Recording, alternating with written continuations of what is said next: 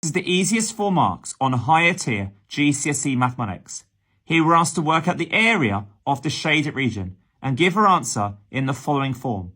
What we should realise is that shaded region is simply a segment. We can do the area of the sector, subtract the area of the inner triangle.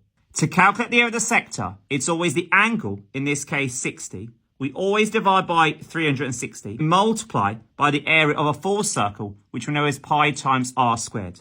In this case, pi multiplied by r. Our radius goes from our centre to our circumference. In this case, our radius is 5. So pi times r squared will be pi times 5 squared. Simplifying our fraction, we know 60 over 360. I can divide top and bottom by 60. So 60 divided by 60 gives us 1. And 360 divided by 60 gives us 6. We know 5 squared is 25. And 25 times pi will give us 25 pi. And a 6 to 25 pi, I can write as 25 pi over 6. I now need to calculate the area of the triangle. I know the area of a triangle is given by a half AB sine C, where A and B are my two sides, and sine C is the angle that encloses the two sides.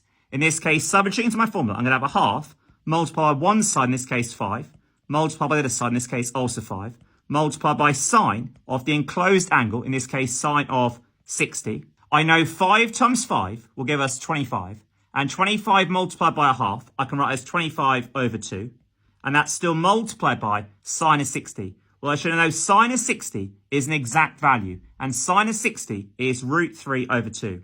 We're multiplying fractions. I can just multiply the tops and multiply the bottom separately. On the top, 25 times root 3 will give us 25 lots of root 3.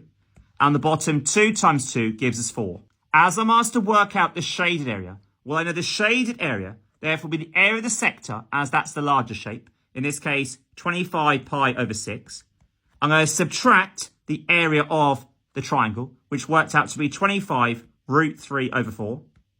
As I want to get my answer in the following form. Well, this is a single fraction over 12. And here I've got two fractions over 6 and 4. Looking at the first fraction, what do I times the bottom to get to 12? Well, 6 times 2 I know will give us 12. Whatever you times the bottom by, you times the same for the top to keep it equivalent fraction. So 25 pi times 2, that'll give us 50 pi. And the bottom, 6 times 2 is now 12.